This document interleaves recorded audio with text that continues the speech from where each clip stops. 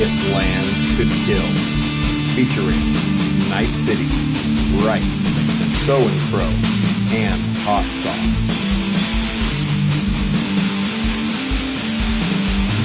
Sauce. All right, welcome to another episode of If Lands Could Kill. I'm Knifecity. This is Ryke. Samhain Crow. Hot Sauce. And today, on episode 33 of If Lands Could Kill, we're going to tackle such interesting topics as the most recent SCG Standard Open tournament thing. Invitational. Whatever it's called. Whatever. What do they call it this week? Whatever. Yeah, I never know. It's like in soccer, you know, they always have like a cup or a series or something. I never keep up. If you don't follow soccer, it is quite difficult to understand what's happening. Yeah. It's like college sports does the same shit where you're like, oh, this is the other important thing. All right, I guess, whatever. And then after that, we're going to talk about a controversy in the MTG podcast community, and we're going to follow it up with some new righteous decks brought to you by Mr. Sauce. But first off, let's talk about our weeks. Motherfucking Ryke, how have you been, sir? I've been awesome. I've been working my ass off like every fucking week. I had actually a nice day off in the middle of the week, which broke up the week on Tuesday in California. I think Arizona celebrates it too. On a Cesar Chavez Day. Cesar Chavez. Really? You guys have that off? Yeah. It's a government holiday. My mom had it off too. No shit. Yeah. It's pretty nice. So, on Tuesday. Finally, he did something worthwhile. Exactly. You know? Did you go down to his park and have a picnic or anything? Or get stabbed in the ghetto? You know what I did? I went and shot guns. Hey, that's what's gotta do in the ghetto. Mexicans. Well, actually. It's a Minutemen Border Patrol time. Well, now that you mention it. Volunteer Border Patrol, move along. I was 2 miles from the border when I was shooting. Oh, so what's the range on your rifle? Yeah, I could reach out to a mile. Tuesday was, we went and scoped out a shooting spot, somewhere in an undisclosed location in southeastern, So Chula San Diego. Vista. Yeah. So, it was pretty cool. I went out. It was a nice day. I spent probably like 4 or 5 hours out. Like, to get out there, it's about an hour drive from where we are. And it's like, you're only on road for maybe like 30 minutes. And then you literally have to go off-roading to get to the spot in the sweet ass fucking compact car. No, luckily I didn't take my Corolla. I actually had to borrow my mom's truck. So I took the truck out there. That's hardcore. Yeah, I know, right? That's so hardcore. Mom, I gotta shoot some Mexicans today, Mama. Can I borrow your car? You gotta call it wheels when you ask for wheels. But it was my sister and her husband, and then I took my wife out too. So we all went out there, did a little shooting.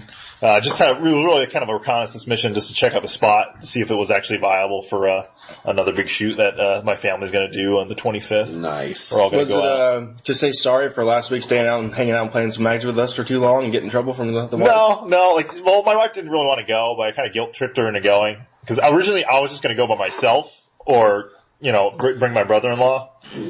But, I ended up talking her into going, and she ended up having fun. But it was nice. It was like 72 or 73 out there. It was like fucking perfect. Except we had no shade. I forgot to bring our Easy Up. And so I was just like baking out there. Yeah. But it was a nice day. I was like bacon. I was like bacon. Out there.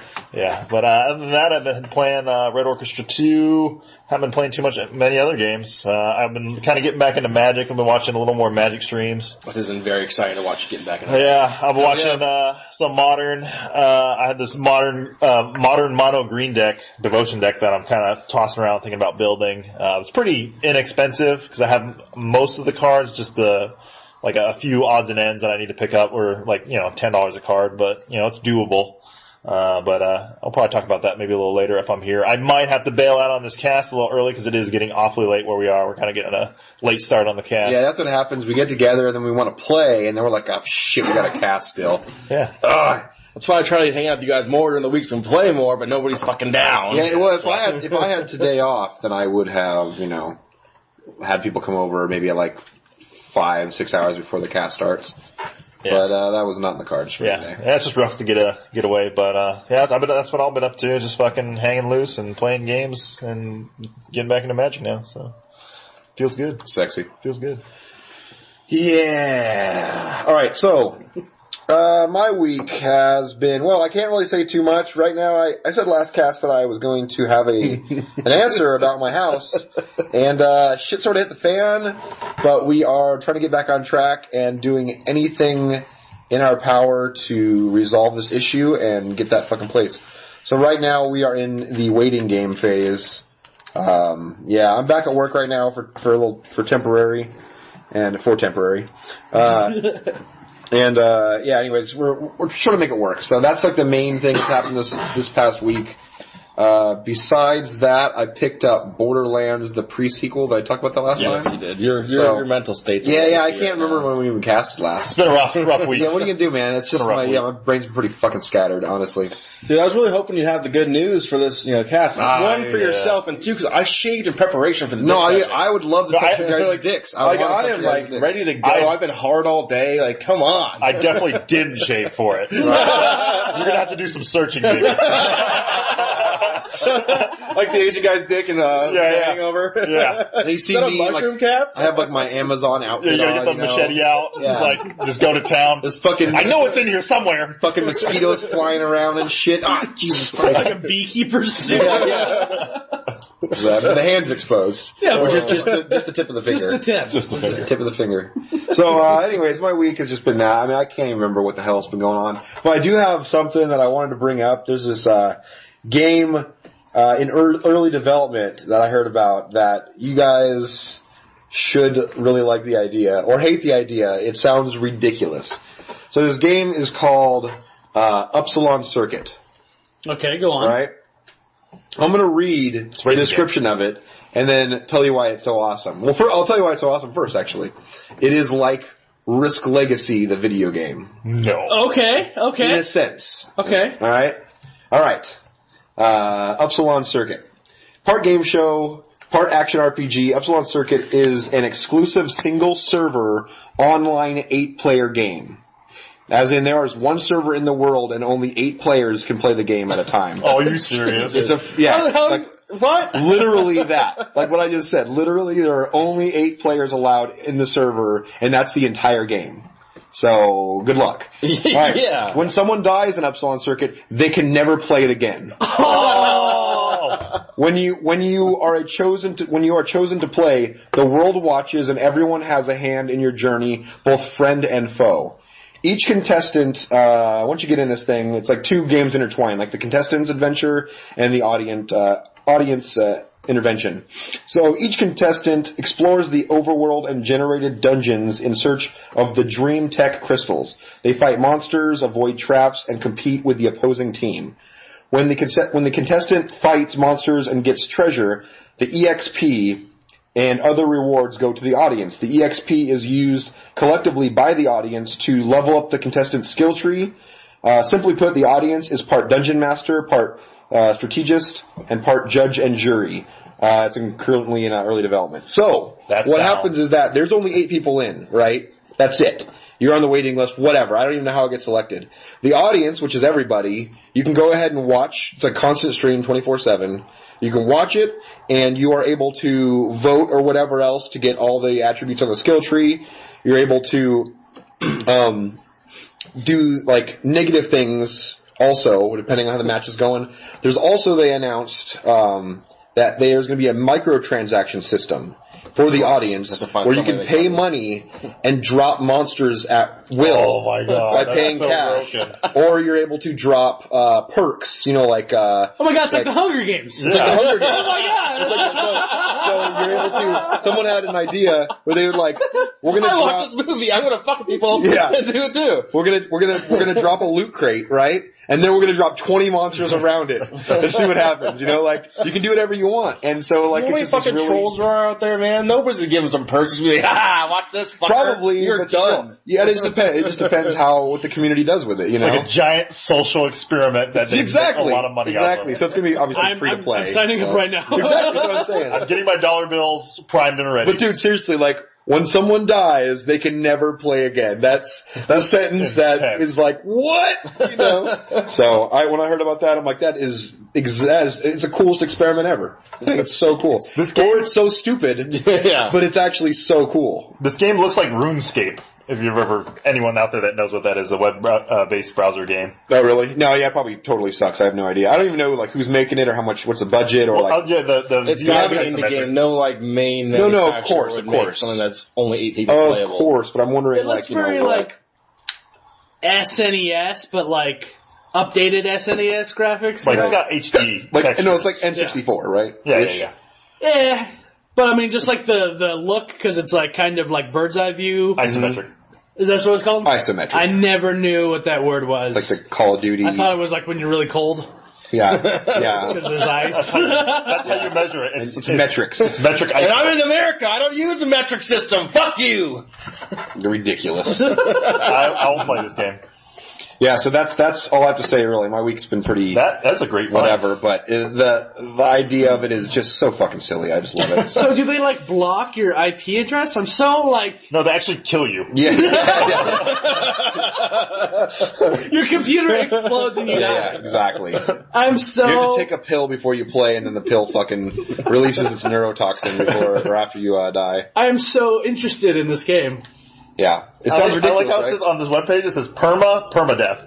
It's not permadeath, but it's permadeath. Yeah, exactly. Super death. So, yeah, it's going to be silly. Thank you for bringing that to us. Yeah. We'll see what happens, man. We'll see what happens. So, okay. Copyright Robot Loves Kitty. That's the company. Oh, I know that guy. Oh, yeah. Personally, or? It's got a kitty on top of a robot. And that's all it is. Kitty. That's the symbol. Anyways.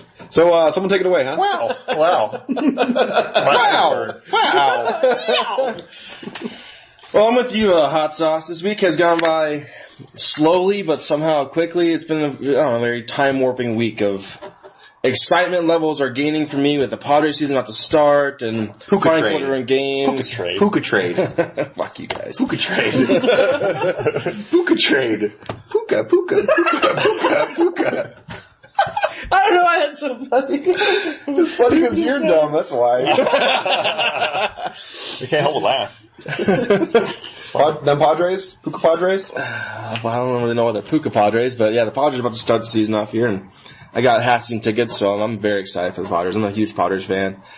Besides that, though, that's getting ready to start. I found a new game that is pretty fucking cool. Like, you've all heard of League of Legends, obviously, and all that jazz, but I happen to be on Steam, like just randomly, I'll sign on to Steam, like, I don't have very many games on there, but I'll just randomly pop on there, see what's on sale every other week or whatever I'm on there. Came across a game that had just came out called Infinite Crisis. It is League of Legends, but in the DC universe. So you're sitting there, we're playing as Gaslight Batman and all these different versions of like different characters and like Mecha Wonder Woman and all kinds of cool shit. So and it's Superman? You can be Superman, which fuck Superman, but yeah, you can be Superman. So it's free to play. Obviously, there's different ways you can buy more characters. It's like Smite, it like rotates the free characters you can play if you don't want to pay at all and stuff. So I've played that for a few hours here and there, and it's pretty exciting. I definitely personally enjoy it a lot. So I would say check it out. You guys should give it a look. How about the X-Men? Are they in there? It's not DC. What about Spider-Man? Just a heads up reminder, I happen to get an email from Club Nintendo because you can register games through Club there. Nintendo's still around? Well, that's the point. It's about to not Nintendo be Power? around. Yeah, dude. Nintendo. Oh, that's Nintendo. I Power. actually have the first edition of Nintendo Power at my house. Is it like worth a much money or what? Oh, it's all fucked up. It's all like oily from him rubbing it on his body. Yeah. It's not worth But it has like the actual like maps for the second world of Zelda for the. Of course it does. That's NES. the whole thing. Yeah. Well, no one knew that game. They needed the map. Yeah. So I had points on there from registering different games like Pokemon and this new Smash Bros. And things like that. So I knew that Club Nintendo was disbanding. And so I finally was like, oh shit, I need to go in there and, You can spend my the points or whatever and get like merchandise or like exactly. games or okay. You can get like digital merchandise, like, games they have on there. And usually before them like disbanding it, they would only have like a rotation of like 4 to 7 games you could choose from, and on different platforms, being 3DS, the Wii, or the Wii U, you could get, depending on what points, this or that. But now, because I believe the end of June, they're disbanding Club Nintendo. So now they actually have like a list of like 25 games, 30 games you can choose from on all the different platforms. And so I had 600 points, 650 points, something like that. So I was able to redeem. I got what did I get? I got Paper Mario, which is one of my very favorite RPG games. It's so fucking good. It's only second to Super Mario RPG, which technically it was the original sequel. Yeah. It was the sequel, but not in game. Unfortunately for me, I never got to play that one, which I want to so bad. Like to this day, I still want to play it really bad. It's my favorite RPG game of all time. And for me, Paper Mario is one of my top favorite ones. And you'll love it. Alongside of Pokemon and things like that and other great RPGs, like Paper Mario is just, it sounds like stupid. Paper Mario, what the fuck, you're just stomping this and that, but it's so, if you've never played it, figure out a way to go fucking play it. It's on N64, the original one. They made ones on GameCube and on Wii and on 3DS. I was going to say, they might have it the 3DS, Game Store. They have, you can purchase old games. Yeah, well, that's exactly it. It's on the Wii Game Store. I'm not sure it's on Nintendo DS one. Okay. So they came out with another kind of Paper Mario. It's called, Sticker Mario. It's on the 3DS. Don't buy it, by the way. Yeah, I heard it was crap, though. It's completely different. It's not the same by any means. All the RPG factors where you build up your stuff, don't fucking matter. Get stickers to use the things. It's a piece of shit comparatively. It's very aggravating for me to talk about that game. Oh, really? But I love this series. It's so much fun. The 1,000-Year Door was the second one. The other ones, they're good. The original N64 Paper Mario though is just so fucking good. So I got that on the Wii U, and I also got. Have you guys ever played Golden Sun? It's another RPG game. You get these little djinn monsters, and it's another really solid RPG. A sun made of pee. So I was able to get that, and I got Zelda Majora's Mask. Nice. So I'm like, fuck yeah. So throwing it out, pretty good score actually. Yeah, it's really not bad. I mean, if you guys have any Nintendo points or you have games you haven't registered, you have until the end of June to register them and get free shit. I mean, why not? I like that. That is a relevant topic. That is very relevant. Can you register old Nintendo stuff? Yes. Can I register Teenage Mutant Ninja Turtles too? If it has a Club Nintendo insert, that should still be able to register. Motherfucker. I don't know if they have it in a cutout from 15 years ago. They have a QR code from NES packaging back in the 90s. Damn it. But when I went through a few months back to really get the points high enough to get cool games and stuff, I put in games I'd had for 2-3 years at that time and just put them in there. Nice. Why not? This is going to give me 40 points to my total of shit. So, again, if you got them, check it out because it's about to end. Nice. They have some other program I believe they're starting up afterwards. It's going to be a little different than the Club Nintendo, but I don't know the details on it yet. I don't think they've really released much about it. Other than that, when BioB came on here, you talked about the Silver Cup him and his friends put on for EDH tournament and whatnot. And it's pronounced Commander. So he had me and 6 other people. So it was 8 people playing EDH at one of his friend's house. And I thought it was an actual Silver Cup match that day, but it was actually just a preliminary because they're redoing the format that how their tournaments are played. They used to play the belt. Now they call it Silver Cup. I think they got rid of a few people that were causing problems. Now they're revamping the style of how it's played. So they're got people there together to discuss the new style of format and play a couple of games of EDH. So I ended up borrowing BioB's brother's deck. He has a Dimir deck with Una as the leader. He's the black-blue fairy. He makes fairies as her abilities, kind of deal. So I took his deck and I went over to his house and the day before we played with it because I wanted to get used to it and see what it was about. And so I had some fun playing there. Then throughout that night, the next day, I took it and changed out about 30 to 40 cards to make it my own kind of a style. And took it over there, and we played first match of a gangbang of 8 of us playing, and it was we decided to play Planechase because Steve or BioB has all the Planechase cards, and it was fun, but a lot of crazy shit happened, so it really wasn't you can control anything, and it's just all a lot of crazy. One of the phenomenons happened. It was just oh my god, really? This is insane. And then we played an actual gangbang with the 8 of us, and after several different things going down, I actually came out on top and won. So nice. That was exciting. I enjoyed it, and his brother was a little butthurt that I changed his deck, and I'm like, well, you get some credit because half the cards in this deck are still yours. I mean, 60% of this deck is still kind of yours. So that was a good time. I got to go over there and play some more Magic, and I'm always trying to expand my play group of people I can play with, and With their new style, they're going to make it so you have to like meet up with people that were in the Silver Cup before the actual Silver Cup happens to play matches against them to find out your seeding in the tournament itself. So even though it's EDH and I prefer Standard overall, it's still Magic. So I'm excited to expand my play group into playing more Magic. So I'm happy about that. So that was pretty much my week and getting going into it. So I'm excited for more Magic. I'm excited for Infinite Crisis. And I'm excited for the Padres starting the season. I'll be there with you. Yep, opening game. Sweet. And how you been there, Mr. Bald Knifecity? Pretty good. Pretty bald. I'm still bald. Hair's still not growing, I see. No, only in these one spots back Did here. you shave in preparation for the hopeful good news today? Or was that just me? No, that was just you. I only shaved my cock for Ryke's wedding. Apparently that's the only occasion ever. I was literally in the shower and I was like, you know what? I'm going to a wedding today. My balls need to be like good to go. And I For shaved. the bridesmaids. That I can look at but can't touch. Yeah, exactly. And they weren't all that great.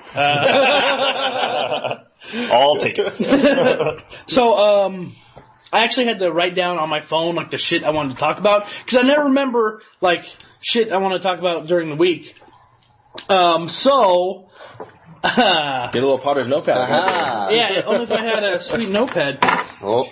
So I don't know if any of the listeners listened to the stories I told about how I got my dogs, about how my girlfriend pretty much tricked me.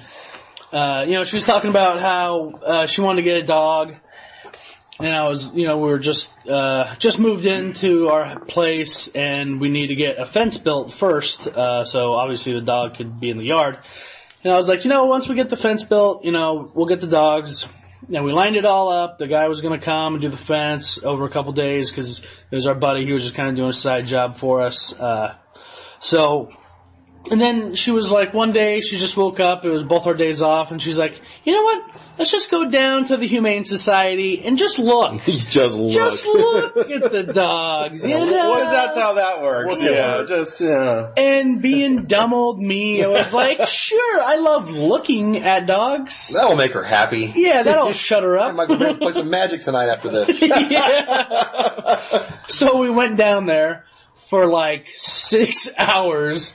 Maybe it wasn't 6 hours, but it was more than a couple hours. We got to test drive all the dogs. Yeah, exactly. Yeah, I saw your picture in your bed with them. I'm like, Jesus, are you getting ready for some bestiality? But I was going to post a comment about that, but I'm like, I don't know how much your family sees this and how vulgar this is, so I won't say it. 'Cause I was ready like, oh, is this like the pre-picture to what's about to happen with Bowser? Because what the fuck, dude, I don't want to see that. Well, what Bowser's about to do never mind. So anyways, we go down to the Humane Society. There's like other people there looking at dogs, so there's like a waiting list for certain dogs. And of course, like all the cool dogs, there's already people wanting to like look at them and stuff. Then you get one with sunglasses driving the convertible Ferrari. Yeah, and I'm like, exactly. Dude, I want to be pals with him, dude. Yeah, exactly. So we looked at one dog, and pretty much once we saw Bowser, his name was Pepsi at the time, which is a stupid fucking name for a dog. Pepsi? I know, Coke's the best. Assholes drink Pepsi. Yeah. So once we saw him, he's like, Hot Sauce has said on almost every time he comes over, he's like, dude, he is a handsome dog. And he is. He is like, he's a looker. He's got a pretty coat. Yeah, he's got a good coat. He's pretty handsome. So, well, like when you have like whatever the pattern is on the fur, whatever, the hair. I don't know what the hell. The fur? Because dogs have whatever. I don't know. They have hair, fur, whatever. I believe they're the same. No, fur and hair are different. Yeah, they're different. That's why. Anyway, who gives a fuck? I have fur down. Dogs don't have fur. I got fur on my ass, hair on the rest of it. Anyways, but anyways, he's got like the spots and stuff that he has. Like, you look at his face, everything's like very symmetrical. Right. And symmetrical, like even in humans, that's like one of the things that makes the definition of beauty. Yeah, it is kind of. So, like statistics, through whatever science. Through math. Through whatever science and math you can picture, that's what it equates to. Math tells us. So, yeah. So, symmetrical equals X. And, anyways, the dog, has all those features, and you're like, it's a fucking good-looking dog, man. Yeah, he's a good-looking dog. And, so when we saw him, he was just all happy and goofy in the fucking booth or whatever. So, we waited for like, I don't know, it seemed like an hour so we could get in there and like, just play with him and stuff. And as soon as we got in there, he was just like, being all friendly and rubbing up on us and stuff. And like, I didn't want to go in the first place because I know me, and I will just like fall in love with the dog, and then I'll want to get it. So that's why I don't fucking go and look at him. And I know that about myself. But so we get in there, and then I was like, shit, she's gonna want this dog. I kind of want this dog now. Like, fuck. So we ended up getting the dog. Bring him home the next day. The fence wasn't fucking done, by the way. So this was totally impromptu. Oh, just, let's just go look.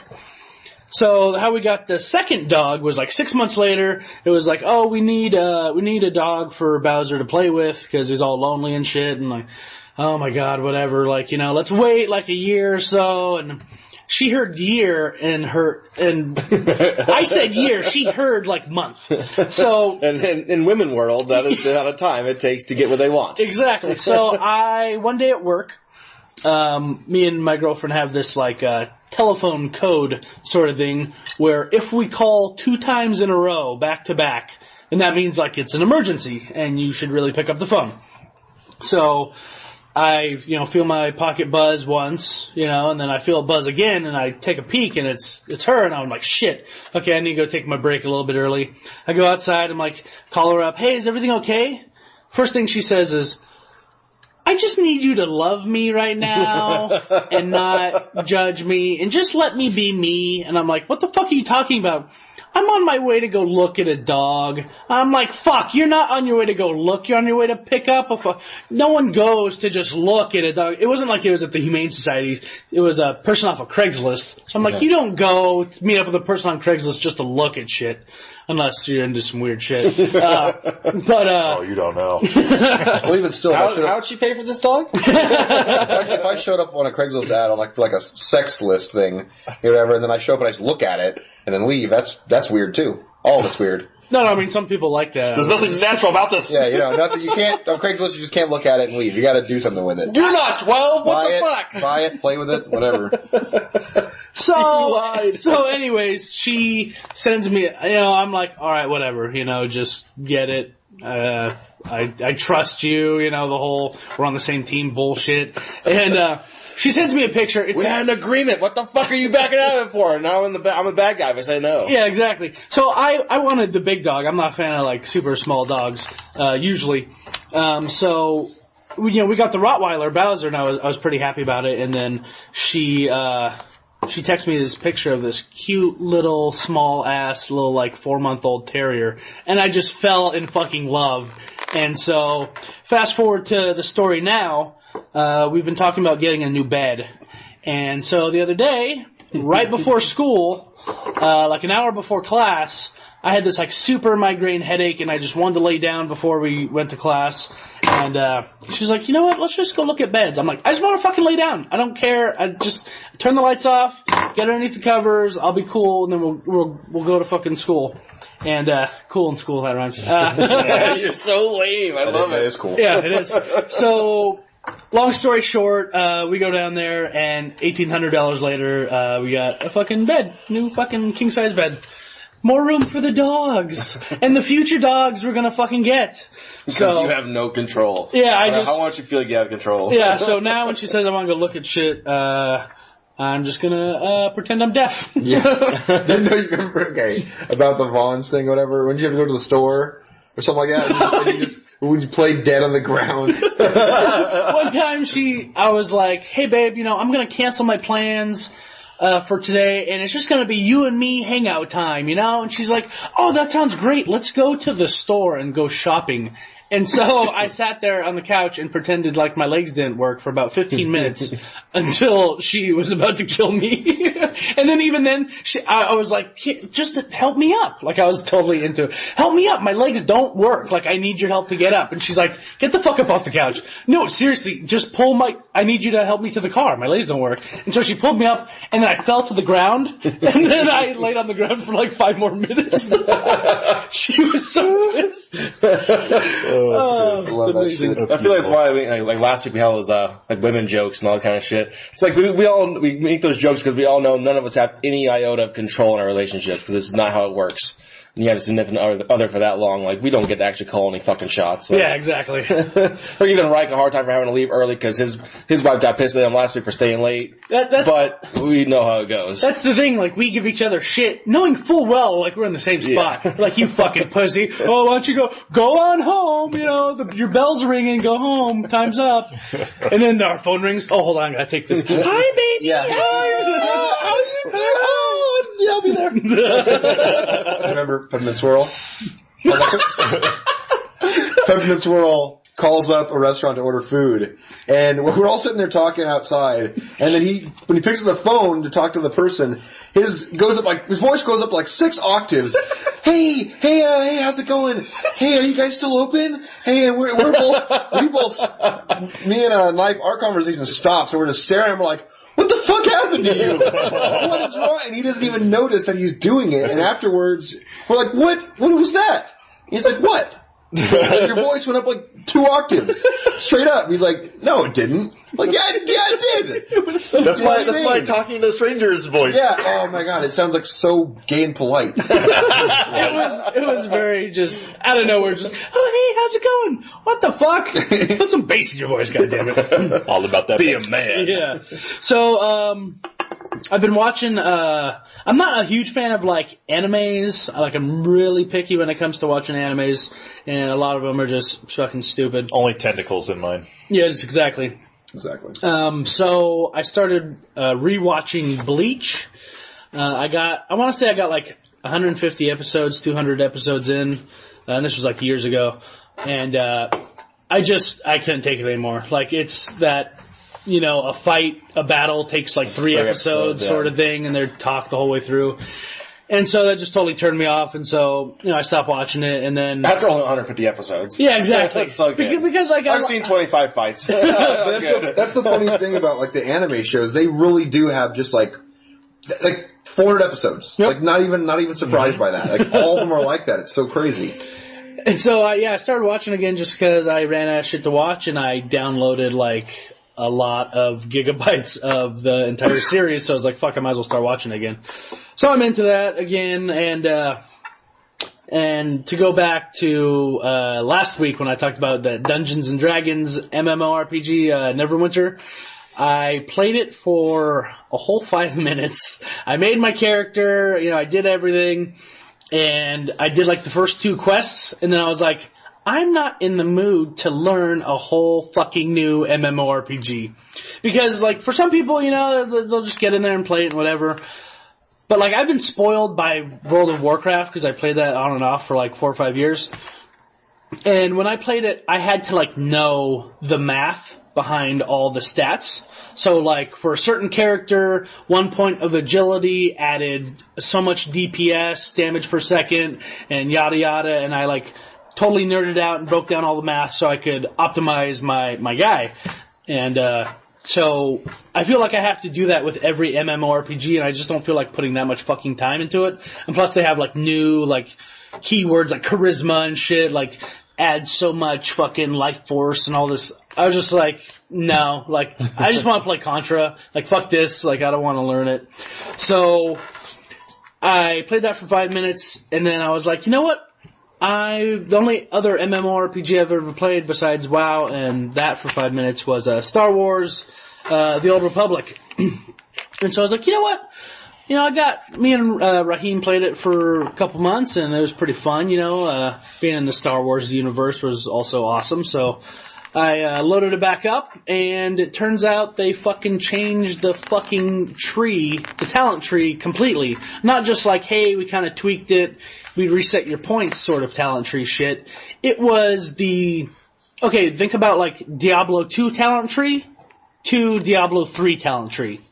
Where Diablo 2 talent tree was, here's this big fucking tree, and you can do whatever with your points. You can put them over here. You can totally fuck your shit up. Yeah, yeah, exactly. Like, you can make the worst build in the world. Exactly, but it gave you that, like, ultimate freedom to do whatever. And then when Diablo 3 came out, it was like, hey, once you reach level 15, you can pick one of these 4 pre-selected things. And then once you reach level 20, you can pick one of these 4 pre-selected things. And it was like, there was no tree. It was more of just like steps, and you choose each one on each step. And I just hated that part of Diablo 3.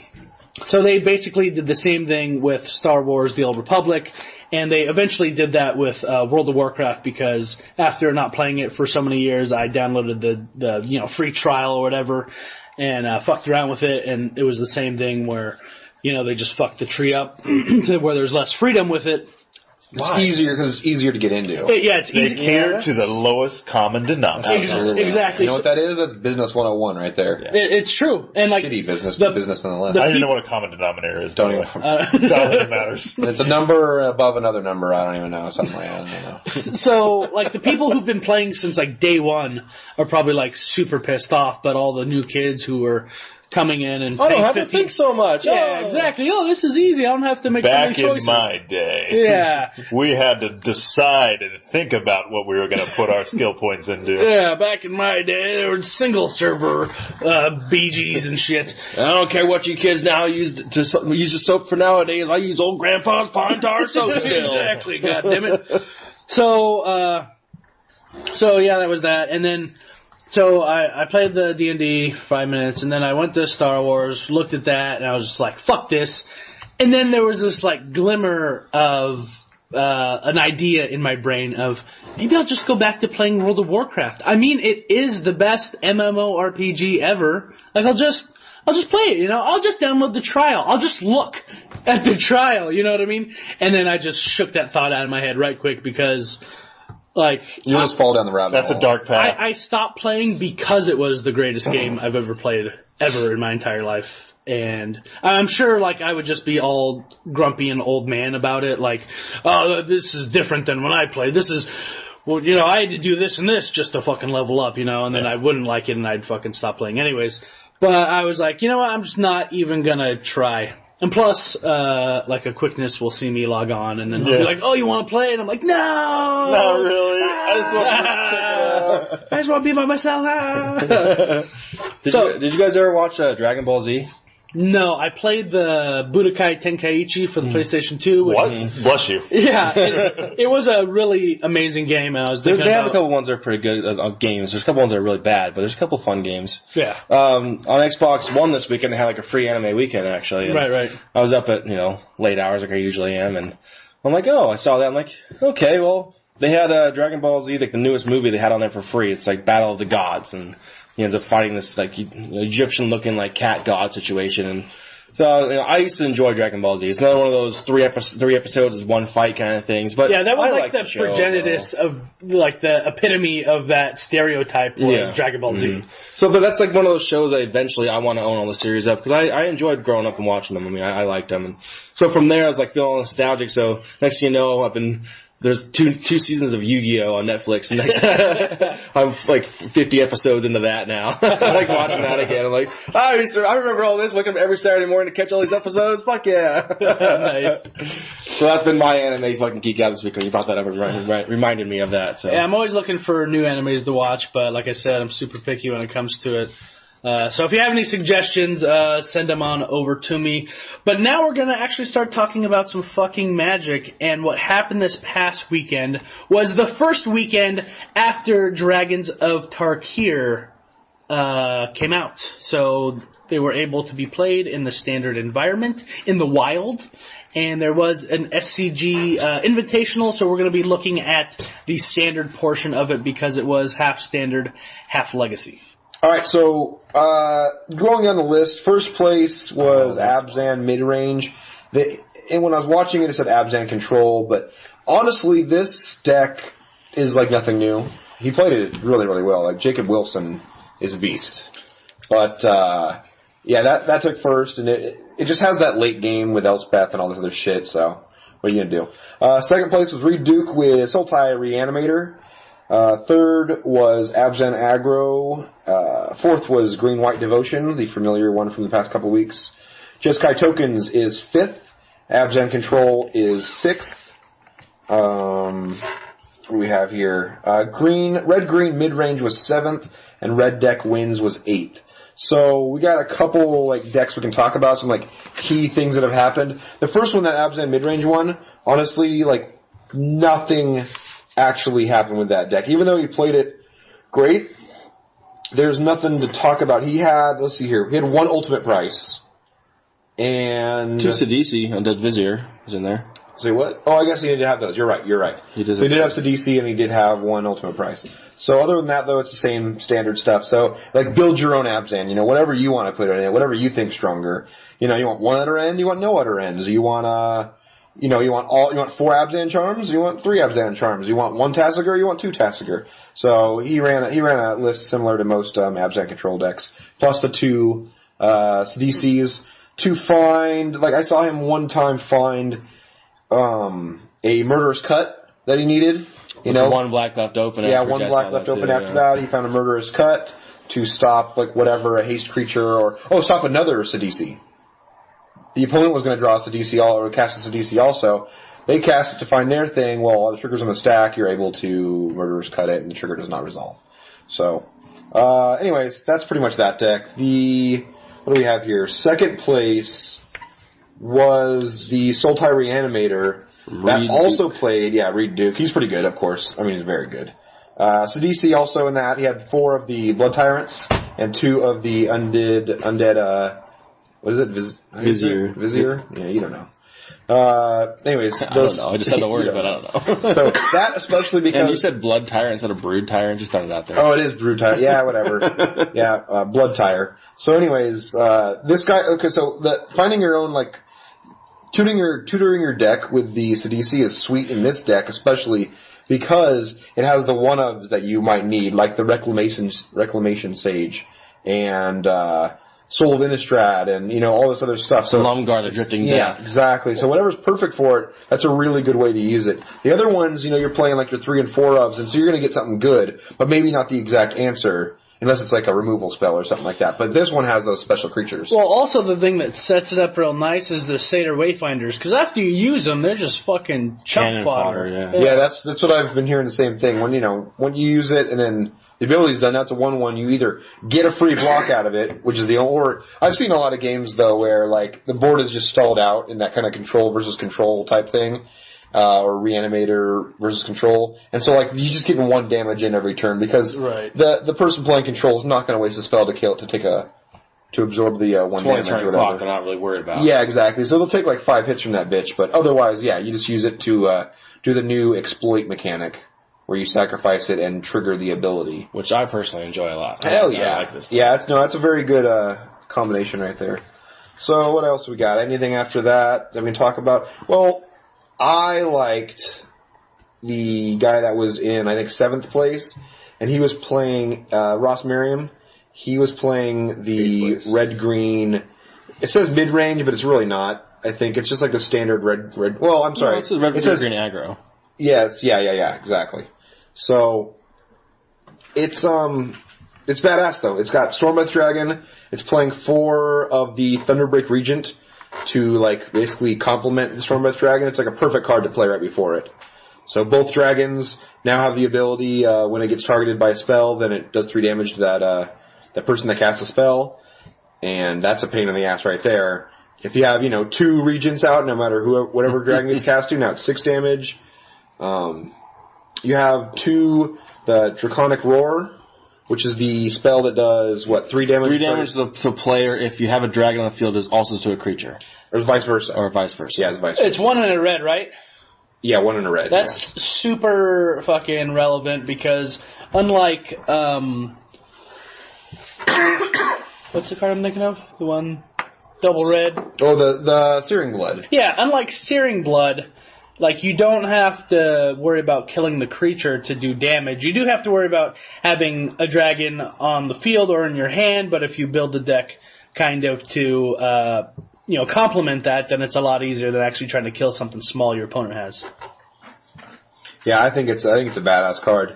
I really wasn't expecting it to be as good as it is, but even when it doesn't trigger 3 damage to target creature for 2 mana, like, that's fine. Whatever, it's instant speed, that's fine, but otherwise, being able to finish off the game with it, that is pretty fucking sweet. So 2 of those, 1 roast for all the big dummies in the ground, your siege rhinos and your tassigers and all that crap. So 1 roast, can't do too much of that because once again, if you have a handful of roasts and you're trying to face against other flyers, then you're just not helping yourself. I was going to say I'm kind of surprised there's only one Rook. I would kind of think 2, but he also has 3 Air of the Wild, so he also has Death Touch for locking up the ground as well. Right. And then he has 4 Crater's Claws. And even though this thing does not play any devotion-style strategies, there is no Nykthos or whatever, the Crater's Claws is super versatile, it can take out the Planeswalker. It's easy to trigger the Ferocious on it. So there's a lot of ways that you can just play it for 1 red mana and do 2 damage to target creature, to take out a Rabble Master or whatever. He's got 11 creatures that'll activate that Ferocious. Yeah, so there's a lot of things that you can do about that, so... I finally found the deck list, guys. Only took the me. correct one? Oh my god. Anyway. Wow. Was it actually on Star City? No, I had to look up TCG Player and then look through all their shit. It is on Star City. The reason that we got it wrong is right above it has Open Richmond, and right below that, Invitational Richmond. It didn't even say, the list I was looking at didn't even say that, so I was just, fuck this. Fuck this noise. So I was saying before, in a few other casts, that Thunderbreak Regent was going to be a badass card, and it has seemed to steal the show as far as rares go. And it's fucking powerful, man. The thing is ridiculous. 4 in the air is normal, and maybe not for 4 mana, that's actually pretty cheap, but that 3 damage, guaranteed, just like Siege Rhino, cards that do stuff with no interaction is that's a beast of a card, you know what I mean? So, the only way to get around it, it's sacrifice or in hostilities or something like that, but that's it, otherwise, they're taking 3 damage. So you're not wasting... what red decks want. Yeah, and you're not wasting that 4 mana, okay, fine, everything dies to removal, you're gonna have it, you're gonna cast something and there's gonna be a possibility when it goes back to your opponent's turn, or even before that it's gonna get killed, but now you know that you still did something, and that's pretty important, so just like Siege Rhino. Otherwise, the rest of the decks, I don't really have too much to talk about. If you guys want to intervene. The mono red deck, actually, we're talking about a little bit of things they got some things to make it better. We didn't think it was going to do all that much greater with all the other cards that added other decks, but the mono red deck came in 5th place, Michael Braverman. It has 4 Zergo Bellstrikers and 4 of a card that me and Hot Sauce think is pretty fucking menacing, but Knife thinks it's a piece of shit. I know what you showed him. Because Lightning Berserker, which it's a 1 red that can dash for 1, and it has fire breathing, and this card is fucking pretty sweet, and it's a 4 of in this deck, and it came in 5th place. What are you gonna say now there, Knifer? I will say some things after you're done. Yeah, pretty much. Dude, I gotta say though, 4 Zergos, 4 legendary 1-drops, that sounds a little excessive. Maybe 3 at the most. Hey, he got 5th place. But, just I'm not gonna play 4 Anafenzas. Mm-hmm. You know what I mean? Legendary creature for 3, it's just too much. Or 4 Brimaz. I'm not playing those. I'm playing 3. Possibly 2. And he's playing 4 of these. In opening hand with 2 of these, okay, you're probably right. One's probably going to die or something like that. That makes sense. But still, you need the option in an aggro deck, and I feel like legendary creatures is that weird zone to get into. I also looking at his sideboard. Even I'd probably take out 1 or 2 of those Zergos and put in main board at least 1, maybe 2 of the Outpost Siege, because that card has been doing so much work. I mean sideboard. Well, but I'm saying take out a Zergo, put in an Outpost Siege. Gotcha. Rather than 4 Zergos, because 4 Outpost Siege is just there's 4 in the sideboard. That's what I'm saying. Yeah. But I would mainboard one of those, because if you do get to that turn 4 or 5 situation and you're not quite there, this is such a beast of a card to find your burn to finish it off. Right. There's a reason as soon as it gets on the field, everybody's looking to get rid of that thing as soon as possible. I might mainboard a Roast. That sounds good to me. Mm-hmm. You're on the ground, that's what you're doing, so why not free up the ground? The whole rereason I was down on that, you don't have to give us excuses. Whatever. Totally fine. No. We know you're wrong. It's okay. You made a mistake. Yeah, everyone makes mistakes. I don't make that many mistakes. Didn't you love Hardened Scales too? No, that was I'm playing it right now in Moto. The only reason I was down on it is because if they have any guys on the ground, anything with 1 power is gonna fucking take that guy out, no problem. So if you're going really wide, then I can see that guy doing something, but still, if they know you're gonna fucking pump him up, then they're just gonna throw something in front of him. But if you have things like Roast to kind of clear the way on the ground, then I can see that guy being super effective, or just a bunch of burn spells, so, before they can even get the board filled with any of their threats, that you're just coming through with as much as you can. I just feel late game, that's the worst draw you want. Something about it, though, is that, say, it's on the board with other creatures, you have to block that one. Because that one can get fire breathing into it, but the other ones can't. So like, it's one of those things that like, it makes your, making the plays for your opponent, you know what I mean? Yeah, well, it's kind of like saying, it's kind of like faking them out. Like, if you don't block it, I'm going to fire breathe. If you do block it, the rest of my guys get through and you're just blocking the 1/1. Right, and then you can save your mana and then cast other spells afterwards. Yeah, exactly. So it's like that control style, you know, it's that control of it. To that same point though, you're saying, oh yeah, you can get in the way, it's a horrible draw. But to the other side of that factor is there's also plenty of times where end step you burn their last creature that's on the field. Right, now, all of a sudden, like, they're tapped out or whatever's going on, you drop this guy, and all of a sudden you pump him for 6 damage. I mean, that is a very worthy play. That's pretty, I don't say 6 damage, because that probably will never get there, but I agree with you, though. Yeah. And, like, even in the same turn, like, if you can go ahead and, wild slash whatever creature, and then you can go ahead and just dash him out there for 3, 1 plus 2. You know? I just feel like if you're going up against like a fucking Abzan Rhino deck, like, well, if you're getting you better go fast. Yeah, how the fuck are you going to get through? Like, luckily they have 4 roasts in the sideboard. Okay, I was going to say if they don't have roast somewhere on the list, then that's just still in the sideboard, but there's 4 of them. Yeah, so. I mean, there's that, so. At least they can go wide, and then at least imagine if the Rhino had lifelink, then that would be ridiculous. Lifelink, Trampler, 4/5, that does stuff anyways. I just want to throw this in there that, if you look like in the top 16 or top 24, an extended view besides the top 8, almost every blue deck is playing Anticipate. Oh, fuck yeah. And then that's a killer card, man. And then if you go look on TCG Player, go look at the foil, lowest price. It is $10 with shipping of 99 cents. So essentially $11 for a foil roast. The cheapest. Foil Anticipate. Cheapest one. That's the cheapest one. Yeah, it's sick. That card is ridiculous. It's a mini dig through time, dude. Yeah. It's a mini dig, baby. It's just exactly what the control decks or even just like a burn deck or like the tokens deck want, because you have a bunch of instants. So you pass the turn with open mana. You have burn spells or instant token makers or just any instance, and if they don't do anything you want to interact with, then you can just anticipate, and it's just fucking so much value. Isn't it's that ridiculous. Perfect? Yeah, it's so good. And it fills your graveyard for the real spell, the real dig through time. Yeah, exactly. And also, it's a compliment. Like, usually early on in a format, a lot of the aggro decks or the decks that have already been established usually see a lot of top 8 play, just because, people are afraid to change. People are afraid to change. They want to stick with what's already good, or it's really easy to make an aggro deck.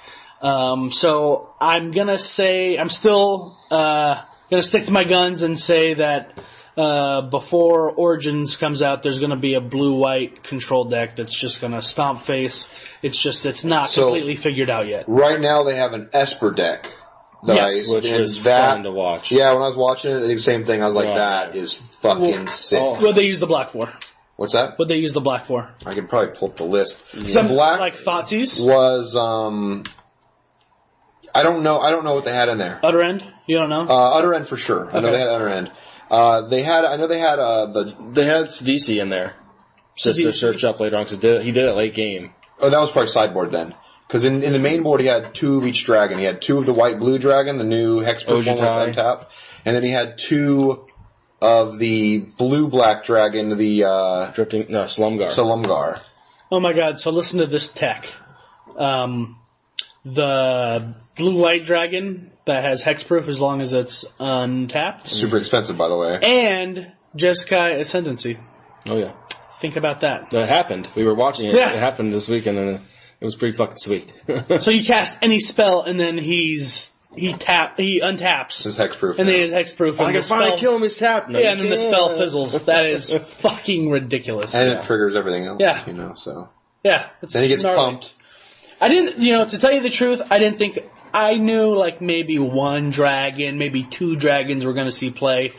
But just because of the stigma of dragons. But there's been actually quite a few that are seeing standard play, and a lot that people were brewing with on the beta. So I'm pulling up the list right now, actually, just to talk over a couple more things. Because I got to say, this is one of the most exciting lists. I don't know why, but it is. It was a really fun watch. Yeah. Like when he went off, it was like, oh my god, this is just there's no coming back. It was so sweet. There's so many moments like when he gets going, you're like, there is no fucking way you're coming back. There's You're so not done. a chance. There's no.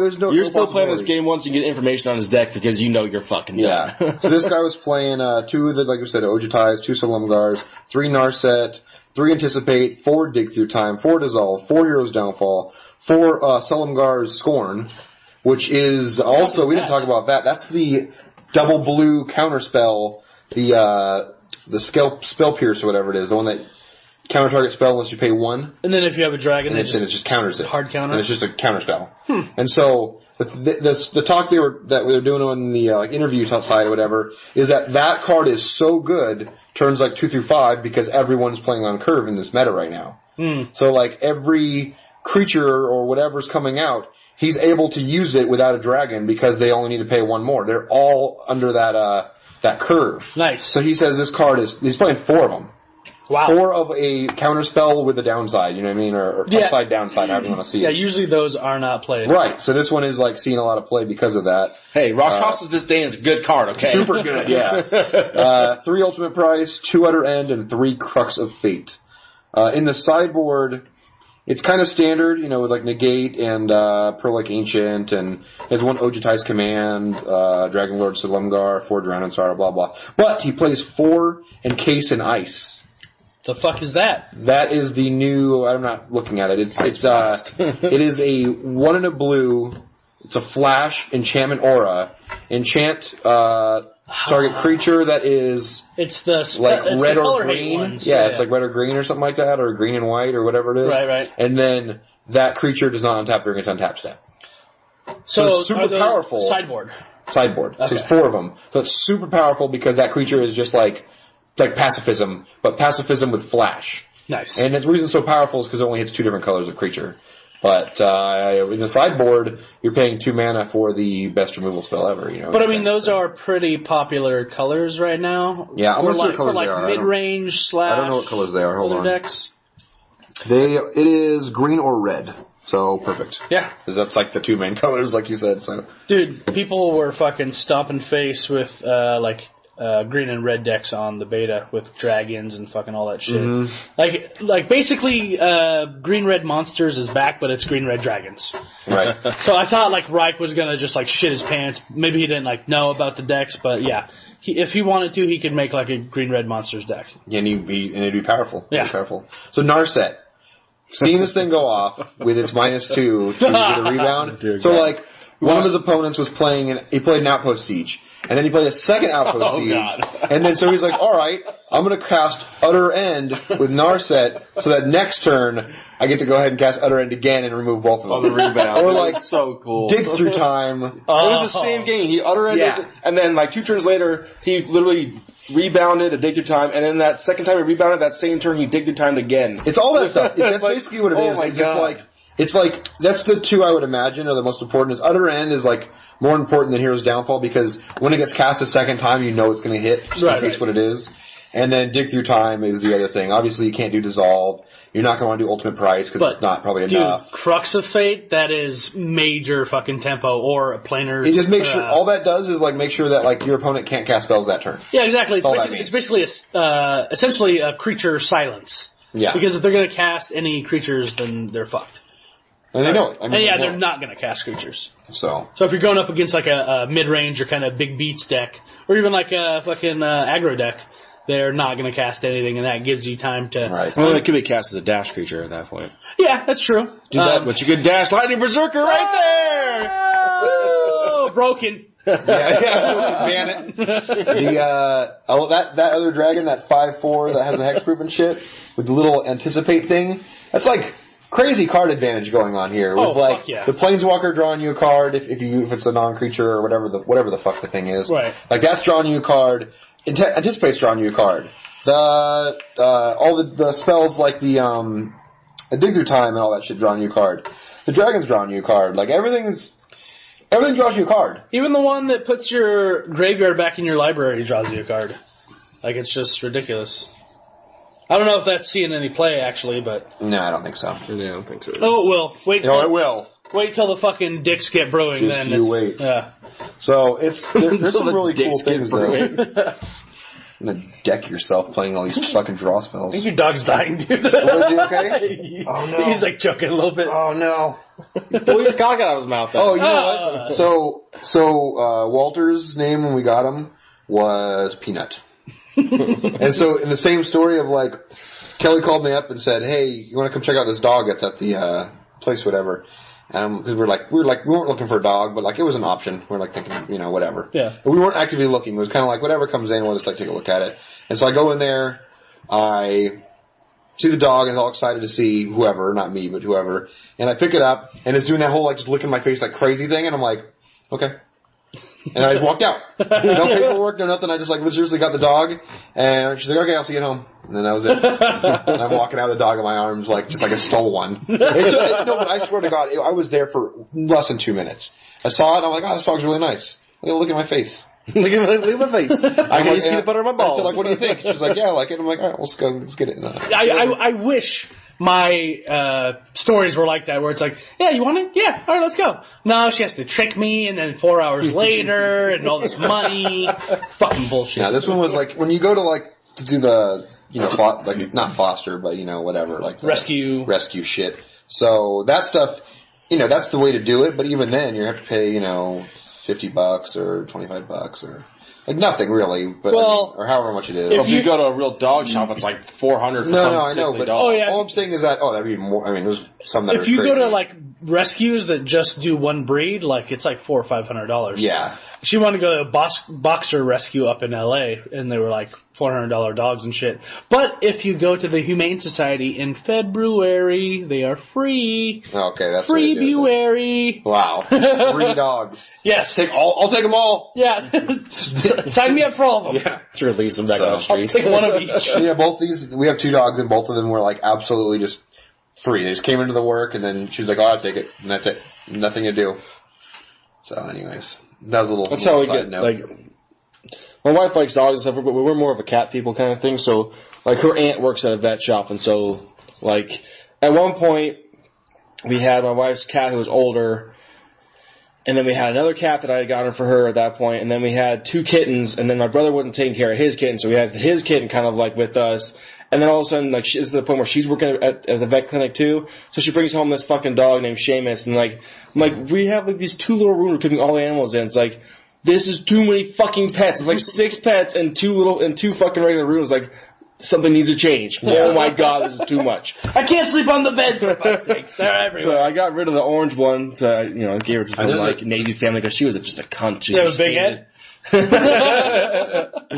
And then the dog we gave to somebody else was like, okay, we can, do this now. And one of the cats too. So it's just down to like her main cat and like the 2 kittens who, like, someone actually just died a couple months back, and his brother's still alive, Gizmo. So. I was gonna make a terrible joke. I'll stop now. No, you gotta do what you gotta do. Nah, we're good. Were you gonna make a put him in a bag and drown him in the river joke? No, I was gonna say like. that's what I was thinking. Oh, I was thinking more like she said something like, "Oh yeah." A friend of mine or whatever took it, and I'm like, "Oh yeah," and his name was Dumpster in the Alley. Something like that. I was trying to think of something a little more clever than that, but it's on the same track. When I took that orange cat to this like Navy family, I think the husband was like overseas, and the wife was there with their kids, and like talking this cat up, and like without other animals, this cat was cool. And as far as I knew, this family didn't have other animals. And I get there, and she's being nice, being nice, skittish, whatever. And I'm like, yeah, this is Pumpkin. Like, she's cool. Check her out. And their kids like the cat. I'm like, take her. And then I saw some other cat come out from behind, like the hallway behind her. And I'm like, oh yeah, you guys can, it's free. You guys can take her. I got the fuck out of there before they realize that those cats are going to fight each other. I'm like, fuck this. I'm done with this cunt of a cat. just take it. You know they have a hot sauce games? They do have a hot sauce games on Pretty TCG funny. Player. I've got many cards from them. I've got a few from them too. They're pretty good. Any other interesting decks in the top 8, top 16? Not really. I mean, it was still a pretty good event though. It was a pretty good even match between a lot of decks. And you guys watched some of the coverage? Yeah, I watched a lot of the coverage. I've already seen I actually didn't have half, probably. I started to watch it, and then as soon as I started to watch it, it switched over to Legacy, and I was like, you know what? I was watching Legacy too, man. Yeah. Well, usually I hate on Legacy, but I was like, you know what? I'm just gonna watch it. I forget. I was like folding laundry or some fucking stupid menial task. Yeah. And I was like, you know what? Fuck it. I'll just watch it. And I actually somewhat enjoyed. I felt like I was learning. and I was okay with learning at that moment. So they had a match between like BBD and Tom Ross, and that was like Infect versus Miracle. Oh, that was a good match. Yeah. That was a good match. You know, like Tom Ross he knows his decks. Like I don't know what he knows as far as the wide range. Can he like pilot every deck perfectly, or does he only know Infect and aggro, you know, or whatever? Right. Only aggro decks. He's a master of mono red. Yeah, he's a master of the aggro deck. And so he's playing Infect, and, you know, I like watching the Infect deck just, like, do the most ridiculous things ever, but I still kind of wanted it to lose. So, he did, so that was nice. But, like, dude, the Infect decks where, like, turn 2 comes about, and you just have, like, you have one creature in your whole hand as pump spells, and you just dump them into it on turn 2, and then you win. Like, literally, I have a 1/1 Infect, okay, I'm gonna go ahead and give it +4/+4, and +2/+2. Because you give it, like, +2/+2 for 2 life, and then there's one that gives it +4/+4, and your opponent gains 3 life. Ugh. And the life doesn't matter. Yeah, exactly. Because it's not life. They don't care. So he threw in 2 of those +4/+4, and I think one of the 2 +2/+2, and on turn 2 he just attacked for 11 Infect. It's fucking and like that's it, you know? So like you just see him like untap, cool, alright. And the guy just picks up his cards and you're like, what? I was in the bathroom and we're on game 3, what the fuck? So. Well, you take long shits though, so that's really yeah. hard judge of time there. Exactly. All right, well, I guess let's move on to some juicy topics going on in the MTG community at this point. And so I just want to put it out there that we're not really, like, besides talking to other podcasts on Twitter, like, we're not really involved, like, in the Magic community. Like, we're not supporting any particular players. We're not, like, we don't have any, we don't have any sponsors. We got no pull, no sponsors.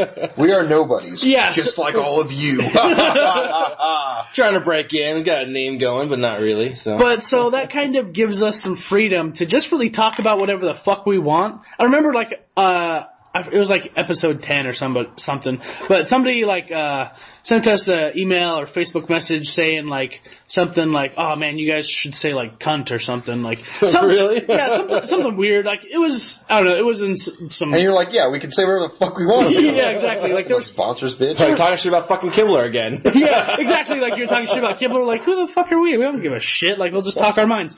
So. And I just want to preface this with saying that we don't know anything like hard evidence about what we're about to talk about. This is all like hearsay and second, third person stories and all this stuff. We have no idea. We weren't there. This is just us pretty much speculating and pretty much stirring the pot. So there's a podcast out there called Heavy Meta. If you are a fan of us, more than likely you're a fan of them, and if you're not, then go fucking look them up and listen to them. They're pretty funny, and that's pretty much the reason why I started this podcast, is because I heard them, and I was like, oh, dude, we could do that. Yeah, we're like, nobody does this. Everyone talks about tournaments and everything, and everything's all clean, and blah, blah, blah, and they're all so grateful of their community, and blah, yeah. All you suck, and so do we. So, there was a point where Heavy Meta had 3 hosts, and one of them had to leave, and so it was just Heavy Metal and Matty Studios doing the hosting. And then Who was the last host? It was Ferret. Yeah, Ferret. Yeah, the Ferret. Yeah, we were going to call a Quickness Ferret, but we realized that there was already a Ferret on the podcasting. What are the odds? Yeah, on the podcasting circuit. Quickness, that is his name, Ferret. That's like the whole. That's like his. Just say it's his catchphrase, little nickname. That's been his name in my phone ever since we became friends. Is Tough Ferret. Yeah. So yeah, that was just funny. So yeah, it was just the 2 of them, and then around episode 100, they brought on 2 guys. They had been guests on Heavy Meta before, and I guess, you know, they liked the synergy that was going on. One of them was Kevy's friend, who lives in the same town, I think, with them, Raging Gumby. And then there was another guy named TSG. And so TSG had come on before and done some episodes with them, and like I don't know, I felt like he brought a little bit of maturity. Like, not maturity, because I felt like he talked a lot of shit in the episodes he had guested on. But he had brought almost like a balance. like without Ryke here, like we're just three loud, obnoxious jackasses. Like assholes. You know? And so I like the quickness on the cast because he was a little bit more reserved and he was the control player and blah, blah, blah, you know. But, who only wanted to talk magic. And yeah, exactly. And we wanted to talk about dicks and shit. And, so, they brought on two new hosts, at episode 100.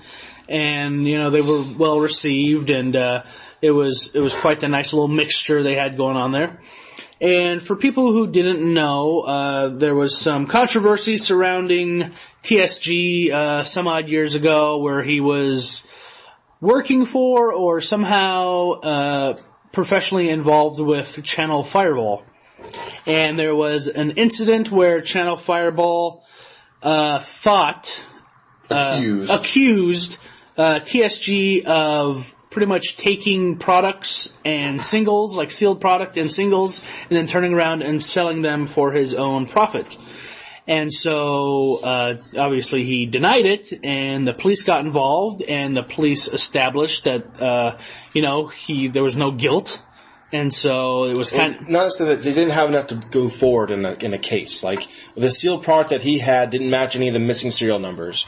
But part of the reason they were like looking at him was him and a group of other people he knew had an eBay account together and would sell cards on there in situations. So, like, one of the sets of cards that were missing was 50 Bonfire the Dams. And TSG at that time happened to be selling 50 Bonfire the Dams on eBay. It's like the numbers matched up, and so everything at that point looked sketchy to them. Right. I mean, there's definitely, without going into, like, super lot of details, whether or not it actually went down, you know, they thought there was foul play, and the police couldn't really prove anything, and so... And yeah, enjoying this guy's, like, content, we want to assume that he didn't do it, but we don't fucking know. Yeah, exactly. Like, I like the guy, I liked him on Heavy Meta, I've never met him before, so we don't fucking know. He could, you know, kick children and spit on dogs. Channel Fireball, you know, put out a statement saying, hey, you know, we're letting him go, and, you know, he's not welcome here anymore, and all this shit. Kick rocks. Yeah, and so pretty much TSG was quiet for a while on the Magic scene, and then he started coming on, some Heavy Meta episodes, and eventually they brought him on as a host, and so everything was going fine. When he was on Heavy Meta, as a guest and a host, it's not like he would talk shit about Channel Fireball, like there was... I don't think he ever brought him up, really. Yeah, exactly. Avoided the whole thing entirely. Yeah, it's not like he's... Like, if that would happen to Kevy, like, Kevy would just be spouting off at the mouth, you know, like, fuck you guys, this and that, you know, that's just his style. Whereas TSG is, more reserved and just kind of was quiet about the whole thing. Yeah, he never wanted to bring up anything about it. Like, they even asked him questions, like, or they bring up, like, the overall controversy, and he always would sidestep it. It just seemed like he just wanted to leave it in the past. Yeah, exactly. So, like, I didn't know anything about, like, the information of what happened before until, like, this whole new controversy, and I started looking more things up about it. And I still don't really know, obviously. I'm just looking at what people are saying and what looks like happened, and the newsletter about it, and the press release, I should say. And so, like, he was very, like, humble about it. He just wants it to be done out of his life. So, yeah. I mean, again, we don't know whether or not he did it. It seems like he just got a bad rap, and he's just trying to get out of the bad name for himself. Yeah, exactly. And so, a couple weeks ago, there was no Heavy Meta episode, and they said, oh, you know, we couldn't work out scheduling, or they made up some excuse. And then, the next week on their episode, they announced that TSG was going to be leaving, the cast. Not so much leaving as being forced off the cast.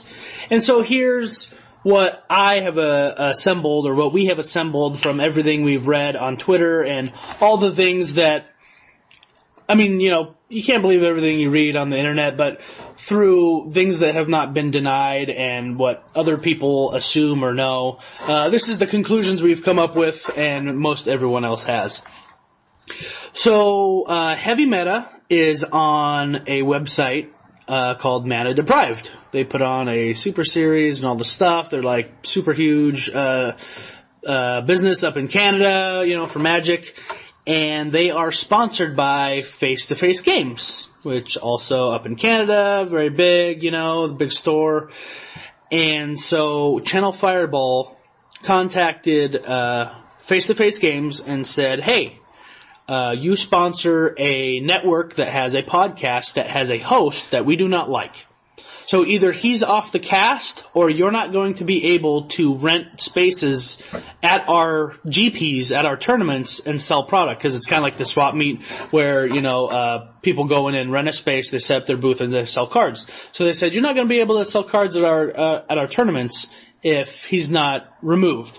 And so Face to Face went to Mana Deprived and said, hey, we're not going to be able to sponsor you anymore unless he's off the cast. And so Mana Deprived had to go, hey, Heavy Meta, we need him off the cast. And this is just what I'm guessing. I'm sure there was a lot more thought and a lot more intricate feelings and all this stuff. It's not like it was just super cut and dry and this is what has to happen. Either way, it's Channel Fireball is like, we don't like this guy, and we don't like that so-and-so is supporting him, so get rid of him, or else we will, retaliate in the only way we can, which is, through money, which is what drives everything in this world. So they went this total backdoor way to get him off of Heavy Meta, which essentially is just a podcast of 4 guys drinking, having a good time, and talking about magic. What the fuck? What's so intimidating and threatening about that? So they went through all this trouble and went through all these channels to fucking get him off of this very casual, fun fucking magic podcast.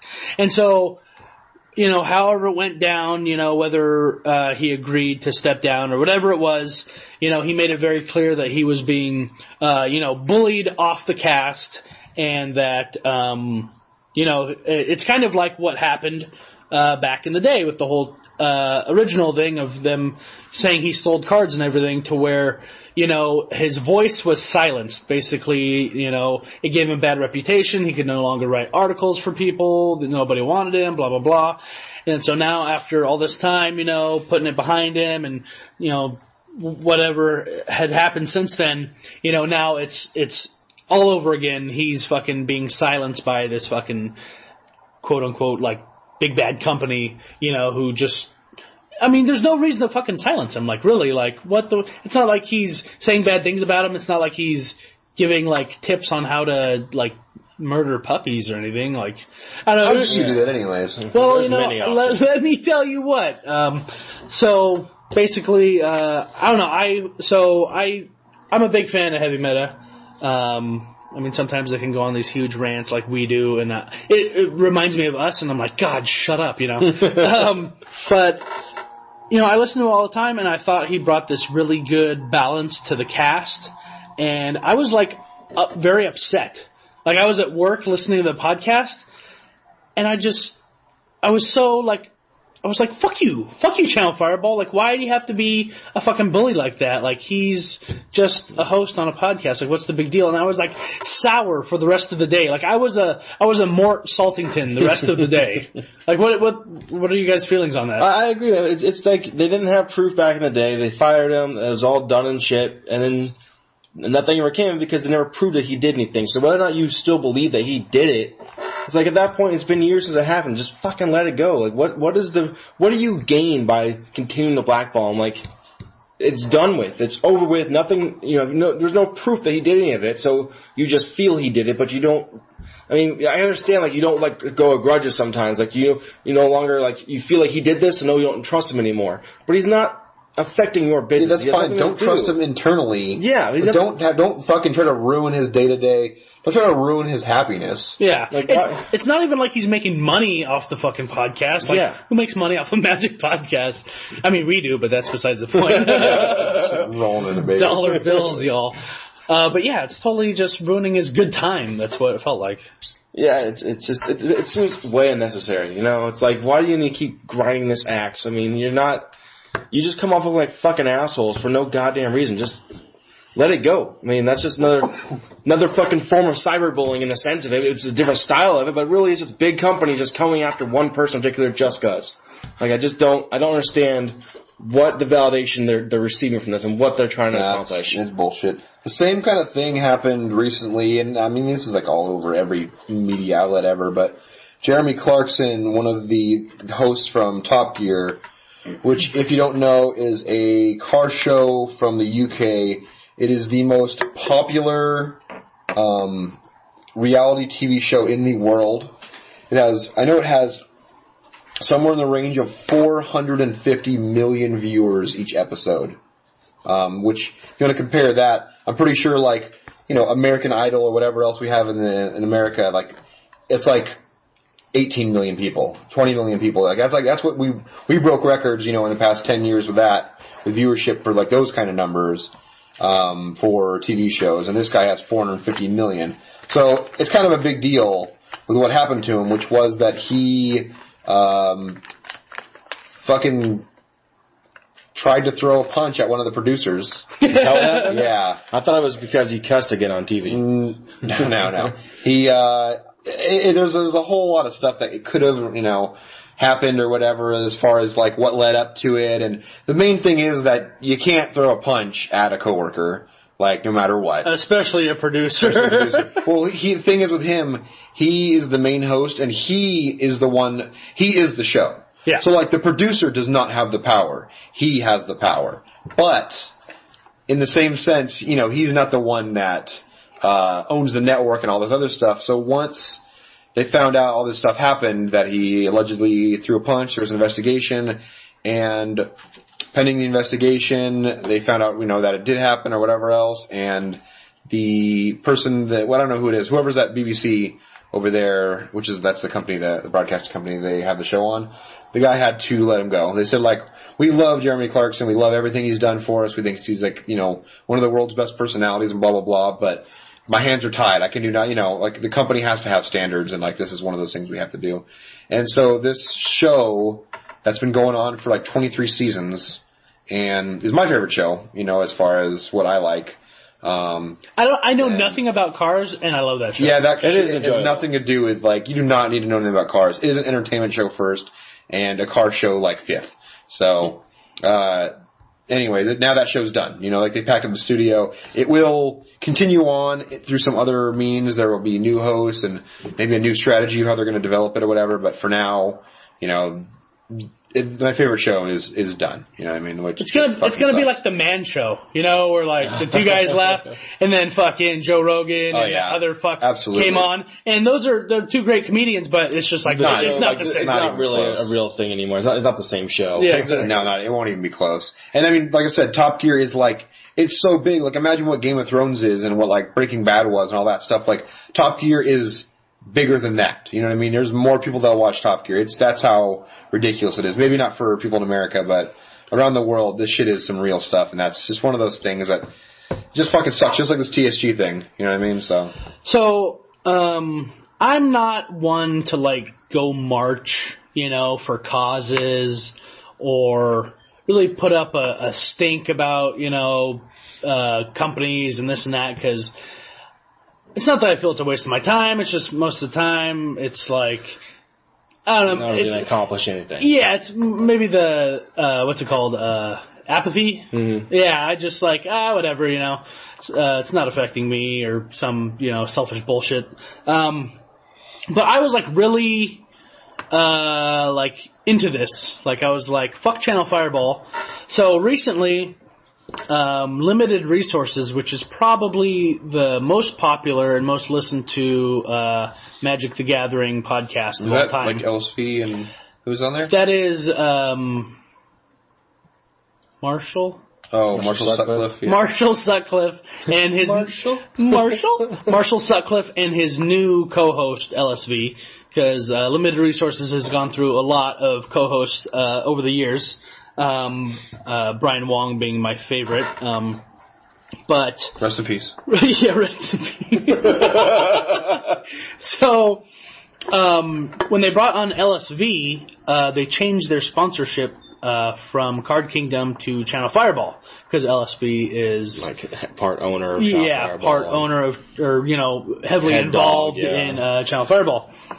So I listen to Limited Resources because it's very informational, informational, is that a word? Infocational. I have learned a lot because it's mostly, obviously, limited, so it's about drafting and sealed and stuff, but I feel like the stuff I've learned on there I can carry over to Constructed, and he also just started a Constructed Resources, so I can listen to that, or I did.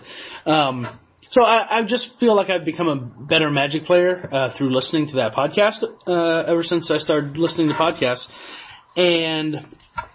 But they are now sponsored by Channel Fireball, so I am, quote unquote, voting with my dollars, even though, I don't pay anything to listen to the podcast. But I am boycotting, limited resources and constructed resources and Channel Fireball and mostly everything that Channel Fireball, has a hand in. Makes sense. Because I've never boycotted anything, but that seems like a good enough cause to, it's boycott bullying. Basically, when it comes down to it, I mean, it may be a weird thing getting the ad campaign about bullying, but really, it really is what it's going on. You have a gripe with somebody and now you've done everything in your power to sully their name once again and bully them out of a job or out of, not even a job, bully them out of having fun with a game that we all love. Yeah. Why? Let it go, LSV. What is the point? So, I mean, to tell you the truth, I'm not a big fan of LSV. I'm not a fan of him already. I mean, just on limited resources, I feel he's just not a good match with Marshall. And I don't know, I really like Brian Wong. They had two different ideas about cards, so when they went to go grade them and do their set review, they would generally land in the same area, but they had two different views on why one was good or one was bad. And just LSV is just, I don't know, it's not a good match. So I was already kind of whatever, weaning away from it, but this whole Channel Fireball thing just made me go, you know what? Fuck you guys. I'm not listening anymore. I'm voting with my, downloads, I guess you could call it. So, I mean, that's just something dumb and little I can do, but I feel like it's the right thing to do because, right now my loyalty lies more with Heavy Meta than it does with Channel Fireball, obviously. So I will not be listening to them anymore. Well, you told me in the past to check them out. I hadn't had the chance yet, but now I guess I just don't need to look them up at all. Yeah, fuck them. There's plenty other podcasts out there, and that's actually kind of good because I was kind of set on these certain podcasts I listened to. Monday Night Magic, Limited Resources, Heavy Meta, the A-Team, every once in a while the Deck Tees, and a couple others. But now that I'm not listening to Limited Resources, especially their set reviews, they go over every card and give it a grade, and it's 3 or 4 hours long, so it's a good chunk of time listening. Now that I've freed that time up, I'm listening to newer podcasts that have just started up on the MTG Cast network. Unfortunately, I forget some of the names right now, but there's some good ones on there that are just kind of in their infancy, just like us. So it's kind of widening my horizons at the same time as I feel like I'm doing something good for myself. Kind of like a moral stance. Nice.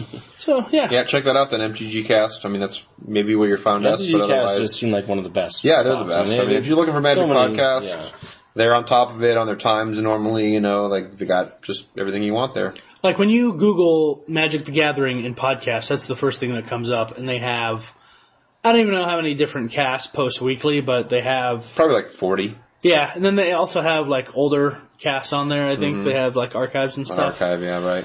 So, yeah, that's my little fucking 2 cents on that, go support fucking Heavy Meta and show TSG some love. And I think we'll be moving on to some decks. Take it away, Ryke. I heard you got a new deck.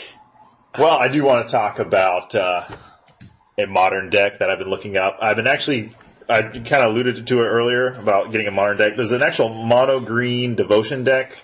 It's actually really cool because it plays all the cards that I love, like Burning Tree Emissary, the Arbor Elf, Primal Command. Was that Garruk Wildspeaker I saw in there? The Garruk Wildspeaker is this deck. So essentially, that's the flip one, isn't it? No, that's the M14 one. No, it's a Garruk Wildspeaker is the 4-mana planeswalker. It's 2 colors, 2 green, and the +1 ability is untap 2 target lands. Oh, okay. And the -1 is put a 3/3 green beast creature token on the battlefield. And then the -4 is creatures you can control get +3/+3 and gain trample until end of turn, which is it's really good for this kind of this deck. Essentially, it's just rampy. It's pretty much built around devotion, all about the green mana symbols. You run. It uses Nykthos? You have 4 Nykthos. You run like Stomping Grounds, Wooded Foothills, the Verdant Catacombs. You do have a 1 Kessig Wolf run for the trample and pump ability. But essentially all it is pretty much get out Arbor Elves, Burning Trees, Birds of Paradise, and then pretty much just trigger your Nykthos, untap your lands, and get out a Craterhoof Behemoth. So pretty much the finisher is either Primeval Titan and Craterhoof Behemoth. The Craterhoof Behemoth is a 5 colorless, 3 green, so it is like 9 manas. 8 manas. Or 8 manas. Yeah. It is a beast that has haste, and it's a 5/5, and it says, when Craterhoof Behemoth enters the battlefield, creatures you control gain trample and get +X until end of turn, where X is the number of creatures you control. So you're pretty much getting, if you're getting this guy out, you already have quite a few creatures on the board just from the devotion. And so you're pretty much just going to win the game with that guy. Yeah, everything's going to get just like +5/+5. Yeah, and it's, this guy gets +X too. Yeah, exactly. So it's just going to be huge, and it's based. Yeah. Isn't that guy that's in the new green mono green commander set that just came out? It might be. I'm pretty sure It that might card's be. in there. The other cool card I like about this is the Primeval Titan. What were you saying? I was going to say that the Behemoth dude, whatever. I've watched like the cube that they're doing, that they've been doing this past like 2 weeks or whatever on Moto. Mm-hmm. And I've been seeing like, if people are playing green and they have that, then like the opponent understands that if that didn't get countered, then that person won. Oh yeah. Like that is like, oh shit, they're ramping into something. And they always count it like, alright, is he at 8 mana? Because then they know that the Behemoth is coming down and winning the game for them, so. Yeah, the other really cool card I like about this deck is the Primeval Titan, which is 4 colors and 2 mana. It's a 6/6 with trample, and whenever Primeval Titan enters the battlefield or attacks, you may search your library for up to 2 land cards and put them on the battlefield tapped, and then shuffle your library. So this card's awesome just because it just pretty much ramps you into whatever you want. That's M12, right? This is, M12. Remember I was playing that? Yeah, you had at the very those. beginning? Yeah, those are awesome. Those are awesome. I bought the, You bought the Titan? yeah, I bought the Titan. Oh, I don't remember that. Yeah, I didn't know it was that powerful. I just thought it was, I thought it was powerful. I didn't realize, like, I didn't know what card synergy was yet and all that You shit. still have them? No, I sold it. It's like a $7 card or $6 card still, but I love it. it's more than that. Excuse me. It's like yeah, $20 it's like $16 to $20. Yeah, I think it sold mine for like 8 or something. Yeah, like it's a lot of money now. I love that Grave Titan, man. I think it's fucking He's cool. my favorite. The other cool card, one of the spells, and this says Primal Command, which is just an awesome card. It's a sorcery. It's 3 colorless, 2 green. It's you may choose 2 of these options here. So it's either target player gains 7 life, or put target non-creature permanent on top of its owner's library, or target player shuffle his or her graveyard into his or her library, or search your library for a creature card, reveal it, put it in your hand, then shuffle your library. So you can pretty much do anything you want. And it's really good against dredge decks and stuff like that, where you pretty much target them to shuffle their library back into their graveyard back into the library. or their graveyard back into their library, and then you can search your library for a creature card, like a Craterhoof Behemoth, or something like that. Behemoth. Yeah, pretty much get the One of your Behemoth. finishers. Yeah, so that's really cool tech. It also runs the other one, which is Genesis Wave, which I really like this card. It's a X mana card, so it's a sorcery speed spell. It's X and 3 green, and it's reveal the top X cards of your library. You may put any number of permanent cards with converted mana cost X or less from among them onto the battlefield, then put all cards revealed this way that weren't put onto the battlefield in your graveyard. So you pretty much, if you can play it for like 4 or 5 mana, you're pretty much getting some good value out of this card. But either way, it's a green ramp deck. You can go 20. Infinite. Yeah. Does it Infinite stuff. Does it have any summoning traps in it? Summoning traps. Summoning traps? No. Ah. No, it does not. But yeah, it's fucking. I like this deck. It's pretty inexpensive. Probably like, if you tally it all up, maybe like $300, $400 in paper. A little cheaper online. But I just like green. And any deck that plays a 4 of a Burning Tree Emissary is a deck that I want to play. Yeah, right. And also, like, some people play the Acidic Slime, which is kind of cool. It's like a super cheap card, but it's 3 colorless and 2 green mana. It's a 2/2 Death Touch, and when Acidic Slime enters the battlefield, to start target artifact, enchantment, or land. So destroying a target land is pretty huge in Modern. And artifacts and enchantments cool too, because you can hit certain like affinity and stuff like that. But I really want to build this deck. I do have a lot of the cards, just some of I don't have Primal Commands or the Garrick Wild Speakers, which are going to be like the most expensive cards of this deck. But everything else is kind of attainable. But that's one of those decks I'm looking forward to building. It's a lot of fun. Yeah, and I'm getting to modern, and it's not like all those other modern cards we're playing, like 4 Tarmogoyfs, where it's already you're already putting in like $1,000 card range or $1,000 deck range. Yeah, well, it's like actually affordable.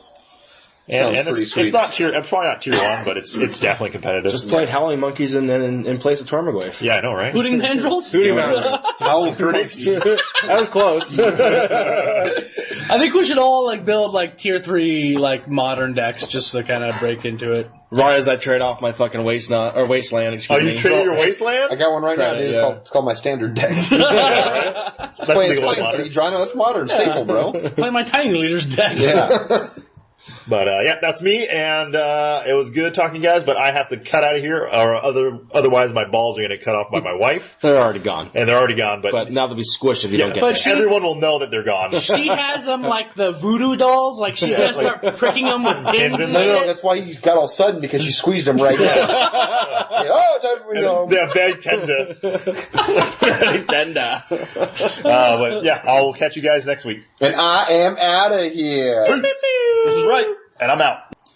All right, yeah, I really think we should start building some tier 3 modern decks because I don't know, I think it's just fun to get into the format and to kind of spice things up. Because Tiny Leaders is fun, but I do want to start getting into modern. What do you guys think? Tiny Leaders, that's it. We're good. That's it, just mono Tiny Leaders. Yep. Mono Mini Mander. Yep. I'm down to proxy some modern thing. I gotta find it again. There was that one deck I saw that just did some crazy playing with the graveyard, fun stuff. I gotta look it up again. Hopefully I can find it because it just seemed pretty cool and a lot of fun. I talked about an episode a while back. Maybe I'll just search that episode up and find what I was talking about. So right now I have proxied Affinity, Mono Red, Burn, and Boggles. So I have 3 decks that are just, once again, cost me, $1.20 in ink and some paper, and that's about it. So, but I've played with them a few times back when Quickness was around, and it was fun. That Burn deck, it's just stupid. It's not even that fun, but it is fun to just be yeah, I win. Yeah. Yeah, I win. No, okay, I don't have any lands. Okay, never mind. Or whatever it is. Usually they're setting up and they play their Tarmogoyf and you're yeah, I don't care. I'm just gonna go right around that one. You gain 3 life. Should I lose? Yeah, it does come down to that sometimes. Yeah, it does. I did have a Jund deck proxied, but I needed the sleeves for something, so I just threw out all the pieces of paper. Nice. So I think I'm going to try and build that modern mill deck that'll just annoy the shit out of you guys some more. I think I'm going to build that Tooth and Nail deck that I talked about before. Tooth and Nail? We had it on the cast a while ago. Mm-hmm. It's where it brings out Emrakul along with Xenagos. Oh, right. And so it's just hit the combo type thing. Building as in, I'll just put it on, I'll proxy it. I'm not going to build it. Right. Because especially because it's not going to be that much fun. It's just because it only does one thing, so who cares? Yeah. You win or you don't. It's not a battle, Yeah. And this is a battle for is it this turn? Oh, it is this turn. That's all it is. Right. There's no I'm down to fucking 1 life and I need to block his flyer, and that shit never happens. It's just did I get the combo? Did I not get the combo? Did you get there? Nope. All right, next game. Yeah, so it's kind of boring, but I still think it's ridiculous having a 30-30 Emrakul come out with haste, so it's fucking crazy. That does sound pretty silly. Yeah. But anyways, I think that's going to wrap it up for episode 33 of If Lands Could Kill. Go ahead and check out our website, which is fully up to date thanks to Mr. Hot Sauce. Yeah, I need to fix some things on it, or we need to have Peppermint Swirl fix some things on it.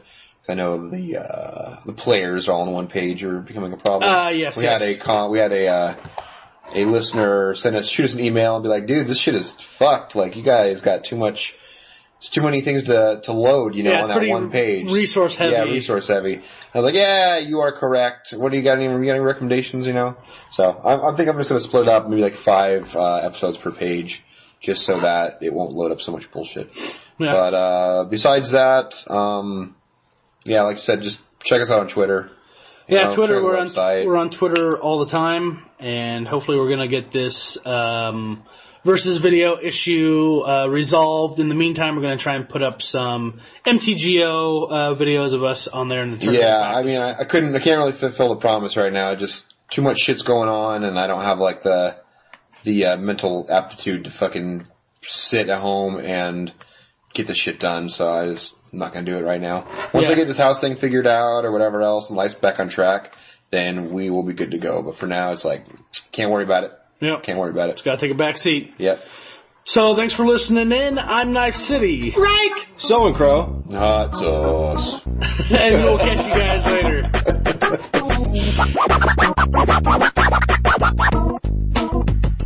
I got that to the back where we're going to do the decks. What's up, dog? You playing the trumpet back there, bro? You know we're trying to fucking record out here.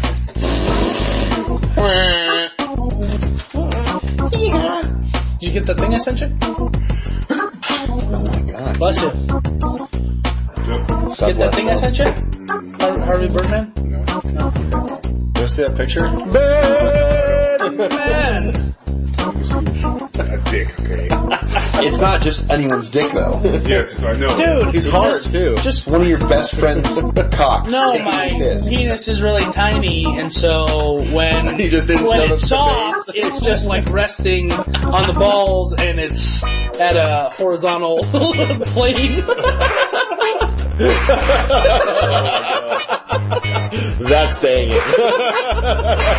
You've seen a baby's dick, right? Yeah. That's basically what it is. Things like that, but hairy. Yeah. Hair everywhere. Yeah. You know, like, you just, oh my god. Okay. All I can picture is like, say I had a bunch of water in my mouth right now, right? Yeah. I let it just drip out my mouth and then it just like flows through my beard. And like that. So that's when you take a piss every time. It has to find its way out of all the pubes. He has to wring out his Yeah. All it is like your fucking pubes are like crying, you know? Like, they're just like the end of a stream in the moss. And there's just all kinds of pieces. End of the stream in the moss. Yeah. It's just dribbling out of your pubes. And that's it. You got a picture in your head, right? You got a picture up in your head right now. going through the moss. Right? The end of the stream through the moss.